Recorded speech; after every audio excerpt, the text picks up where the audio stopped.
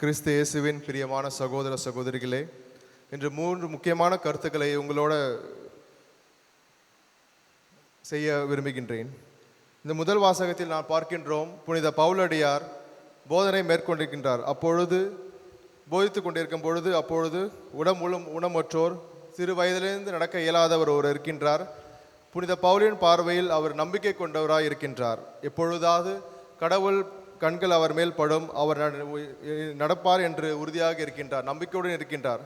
அப்பொழுது புனித பவுலடியார் அவரை நோக்கி, எழுந்து நில், உனது கால் தரையில் ஊன்றி எழுந்து நில் என்று சொல்லவுடன் மகிழ்ச்சியுடன் துள்ளி எழுந்து நிற்கின்றார். அங்கு கூடியோர் அனைவரும் அவரை பார்த்து, கடவுள் தெய்வங்கள் மனித உருவில் நம்மில் வருகின்றன என்று மகிழ்ச்சியுடன் கூறுகின்றார்கள்.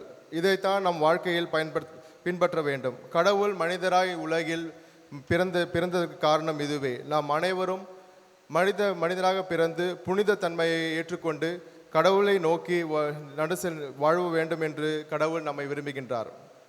பல நேரங்களில் நாம் இந்த புனித தன்மத்தை விட்டுவிட்டு பாவங்கள் நாட்டம் கொண்டு பிறரை மன்னிக்காமல், அன்பு செய்யாமல், நாம் இறைவனிடம் சேராமல் எப்பொழுதும் நமது வாழ்க்கையை ஒரு சுயநலமான வாழ்க்கையை வாழ்ந்து கொண்டிருக்கின்றோம்.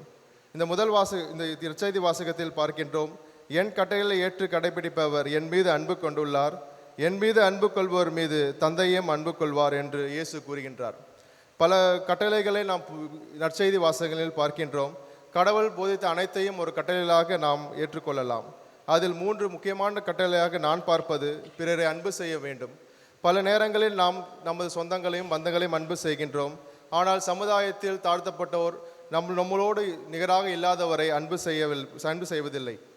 இரண்டாவதாக, நாம் பிறரை மன்னிக்க விரும்புவதில்லை. ஏனென்றால் நமது ஆங்காரமான வாழ்க்கையானது அந்த மன்னிப்பு என்ற வாழ்க்கையில் ஈடுபடாமல் நாம் எப்பொழுதும் பிறர் நம்மை மன்னிக்க கேட்க வேண்டும் என்று எதிர்பார்க்கின்றோம். மூன்றாவது, கருணை என்பது இப்போது பெரிய ஒரு பொருளாக மாறிவிட்டது. நாம் ஒரு எதிர்பார்ப்போடு பிறரோட கருணையை ஏற்றுக்கொள்கின்றோம், அது கருணையை காட்டுகின்றோம். நாம் எப்பொழுதும் பிறரை ஒரு பொருளாக தானித்து அவர்கள் நம்மிடம் இருந்து கருணை காட்ட வேண்டும் என்று எண்ணி நாம் பிறரை கருணை காட்டாமல் வாழ்கின்றோம். இது அனைத்திற்கும் கடவுள் ஒரு சான்றாக இருக்கின்றார். பிறரை தன்னலமற்ற அன்பு செய்ய வேண்டும், பிறரை மன்னிக்க வேண்டும், அது மட்டுமில்லாமல் கருணையோடு வாழ வேண்டும். அது மட்டுமில்லாமல் நற்செய்தி வாசகத்தில் இறுதியாக தூய ஆவியை கடவுள் நம்மிடம் அனுப்பியுள்ளார். நாம் திருமுழுக்கு அடைந்த பிறகு இந்த தூய ஆவி நம்மோடு இருக்கின்றார். நாம் குற்றங்கள் செய்யும் போதெல்லாம் தூய ஆவி துன்புறுகின்றார். ஆனால் நம்மை விட்டு என்றுமே அவர் போவதில்லை. நம்மோடு இருந்து கடவுள் திட்டத்தை நமக்கு எடுத்துரைக்கின்றார். நாம் செய்கின்ற காரியங்கள் அனைத்தையும் தூய ஆவி கண்கொண்டிருக்கின்றார். அது மட்டும் இல்லாமல் கடவுளின் திட்டத்தை நமக்கு எப்பொழுதுமே தூய ஆவியால் நினைவூட்டுகின்றார். அதன் வழி நடப்பதற்காக நம்மை வழிபடுத்துகின்றார். பல நேரங்களில் நாம் தூய ஆவியின் வார்த்தைகளுக்கு நாம் செவிமடுப்பதில்லை. மனசாட்சி என்பது ஒரு வகையில் தூய ஆவியின் வார்த்தைகளாக இருக்கும்.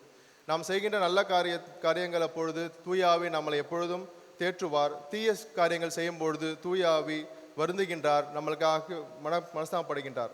அத்தகைய நேரத்தில் இறைவன் அருளால் தூய ஆவி சொல்வதை நாம் கேட்க வேண்டும் என இந்த தெய்வீக திருப்பலி மூலமாக மன்றாடுவோம். ஆமேன்.